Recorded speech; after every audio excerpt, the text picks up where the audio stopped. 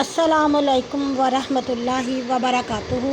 ہم نے قرآن پاک اردو ٹرانسلیشن کے ساتھ شروع کیا ہوا ہے اور ہم سورۃ نساء تک پڑھ چکے ہیں۔ آج ہم سورۃ المائدہ کی 1 سے لے کر 30 تک کی آیات کا ترجمہ پڑھیں گے۔ سورہ مائدہ مدنی صورت ہے۔ اس کی 120 آیات ہیں اور 16 رکوع ہیں۔ شروع اللہ کے نام سے جو بڑا مہربان نہایت رحم والا ہے۔ مومنو، اپنے وعدے کو پورا کرو۔ مویشی 4 پائے تمہیں حلال ہوئے مگر وہ جو تم کو بتائے جائیں گے، مگر احرام کی حالت میں۔ شکار حلال نہ جانو، اللہ جو چاہے حکم دے۔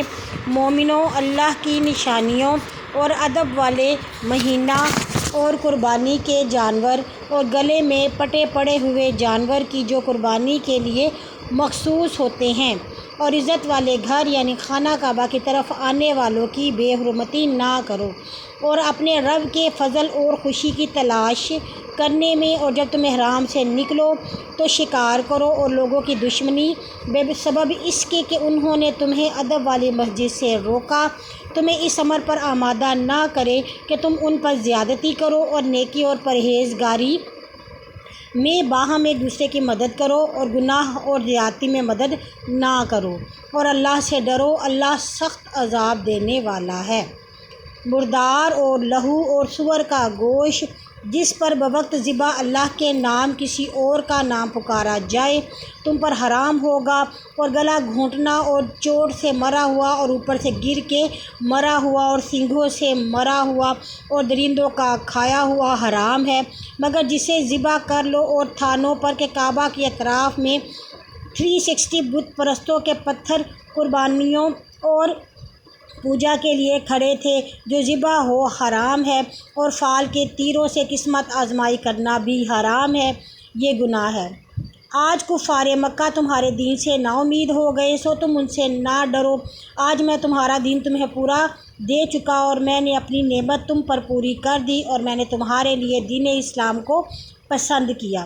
پر جو کوئی بھوک میں ناچار ہو اور گناہ کی طرف مائل نہ ہو اور گزشتہ حرام چیزوں میں سے کھا لے تو اللہ بخشنے والا ہے۔ تجھ سے پوچھتے ہیں کہ ان کو کیا حلال ہے، تو کہہ تم کو ستھری چیزیں حلال ہیں، وہ شکاری جانور جن کو تم سدھاؤ، اور شکار کرنے کے لیے تم ان کو وہ سکھاؤ جو اللہ نے تمہیں سکھایا ہے، بس جو کچھ وہ تمہارے لیے پکڑے اس میں سے کھاؤ، اور اس پر اللہ کا نام لو اور اللہ سے ڈرو، بے شک اللہ جلد حساب لینے والا ہے۔ آج سب ستھری چیزیں تمہیں حلال کی گئیں، اور اہل کتاب کا کھانا تمہیں حلال ہے، اور تمہارا کھانا ان کو حلال ہے، اور مسلمان پاک دامن عورتیں اور اہل کتاب کی پاک دامن عورتیں بھی تمہیں حلال ہیں، لیکن تم ان کے مہر ان کو دو، اور یہ کہ تم ان کو قید نکاح میں لانے والے ہو، نہ کہ مستی کرنے والے اور نہ پوشیدہ آشنائی کرنے والے، اور جو کوئی ایمان کا منکر ہوا اس کے اعمال برباد ہو گئے اور آخرت میں نقصان اٹھانے والوں میں ہے۔ مسلمانوں، جب تم نماز پڑھنے کھڑے ہو تو اپنا منہ اور اپنے ہاتھ کہنیوں تک دھو لیا کرو، اور اپنے سروں پر مسح کر لیا کرو، اور اپنے پاؤں کو ٹخنوں تک دھو لیا کرو، اور اگر ناپاک ہو تو غسل کر لیا کرو، اور جو بیمار ہو یا مسافر یا کوئی تم میں سے پخانے سے آئے یا تم نے عورتوں کو چھوا اور پانی نہ ملا تو پاک مٹی سے تیمم کرو، اس مٹی سے منہ اور ہاتھ مل لو۔ خدا تم پر مشکل رکھنا نہیں چاہتا، لیکن تمہیں پاک کرنا اور تم پر اپنا احسان پورا کرنا چاہتا ہے، شاید تم شکر گزار ہو۔ اور اللہ کا احسان جو تم پر ہے، اس کا وہ عہد جو اس نے تم سے لیا ہے یاد کرو، جب تم نے کہا تھا کہ ہم نے سنا اور مانا، اور اللہ سے ڈرو، اللہ دلوں کی بات جانتا ہے۔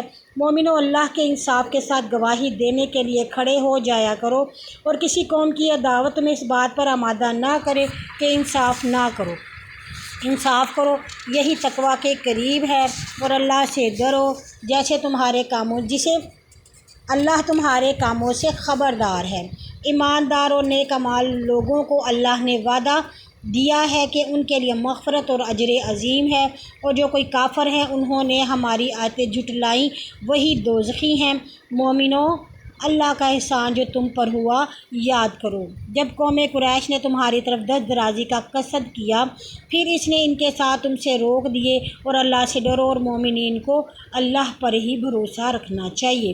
اللہ بنی اسرائیل سے عہد لے چکا ہے، اور ہم نے ان میں 12 سردار اٹھائے، اور اللہ نے کہا میں تمہارے ساتھ ہوں اگر تم نماز پڑھو اور زکوٰۃ دو اور میرے رسولوں کو مانو اور ان کی مدد کرو اور اللہ کو قرض حسنہ دو، تو میں تم سے تمہاری بدیاں دور کر دوں گا اور تمہیں ایسے باغوں میں داخل کروں گا جس کے نیچے نہریں بہتی ہیں۔ پھر اس کے بعد جو کوئی تم میں سے کافر ہوگا وہ بے شک سیدھی راہ سے بھول گیا، سو ان کی عہد شکنی کے سبب ہم نے ان پر لعنت کی اور ان کے دل سیاہ کر دیے۔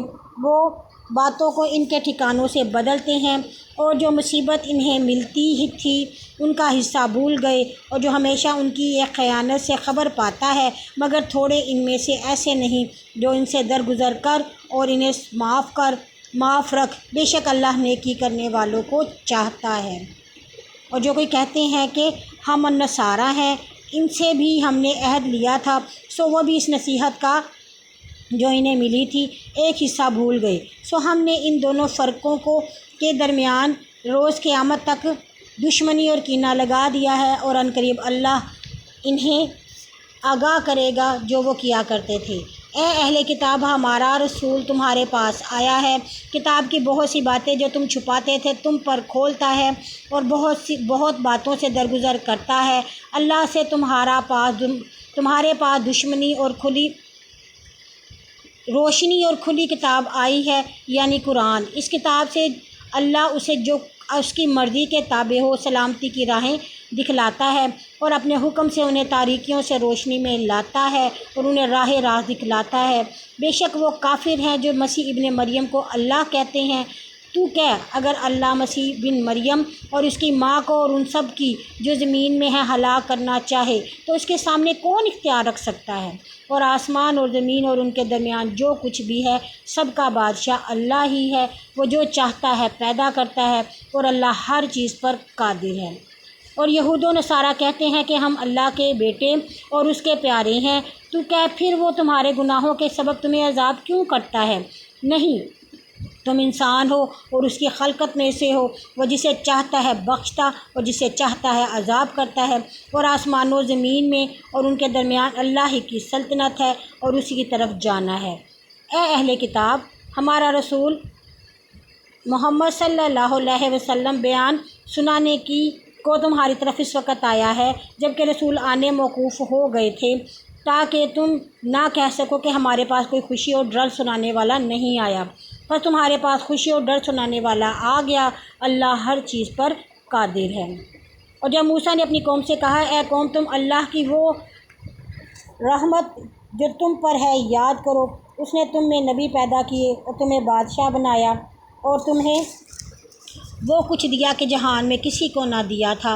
اے قوم، پاک زمین یعنی فلسطین میں جو اللہ نے تمہارے لیے لکھ دی ہے داخل ہو جاؤ، اور اپنی پیٹھ کی طرف الٹے نہ ہٹو کہ کہیں تم ریاکار میں ہو جاؤ۔ بولے، اے موسیٰ، وہاں زبردست لوگ رہتے ہیں، اور جب تک وہ وہاں سے نہ نکلیں ہم ہرگز وہاں داخل نہ ہوں گے، پھر اگر وہاں سے نکلے تو ہم داخل ہوں گے۔ جن کو خوف تھا ان میں سے دشمنوں یعنی یشوع اور کالب نے، جن پر اللہ نے فضل کیا تھا، کہا کہ تم یک بارگی ان پر حملہ کر دیجیے کہ دروازوں سے گھس جاؤ، پھر جب وہ دروازوں میں گھسیں تو تم ہی غالب رہو گے، اور اگر مومن ہو تو اللہ پر بھروسہ رکھو۔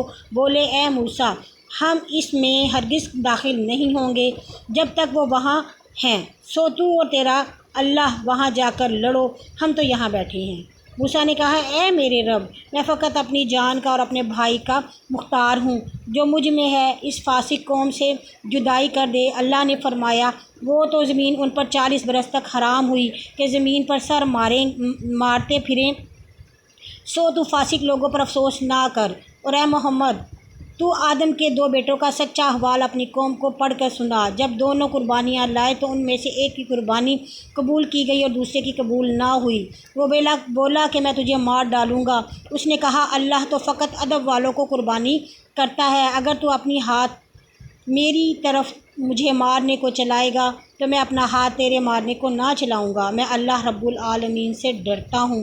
میں چاہتا ہوں کہ تو اپنا گناہ اور میرا گناہ حاصل کر لے جائے تاکہ تو دوزخیوں میں ہو جائے، اور ظالموں کی یہی سزا ہے۔ پھر اس کے نفس نے اسے اپنے بھائی کے مارنے پر راضی کیا، تب اس نے اس کو قتل کیا اور ضیاءکاروں میں ہو گیا۔ پھر اللہ نے ایک کوا بھیجا کہ اس زمین کو کھود رہا تھا تاکہ اسے دکھائے کہ وہ اپنے بھائی کی لاش کیوں کر چھپائے۔ تب وہ بولا، افسوس میں اس کوے کے برابر بھی نہ ہو سکا کہ اپنے بھائی کی لاش چھپاتا، پس شرمندہ ہوا۔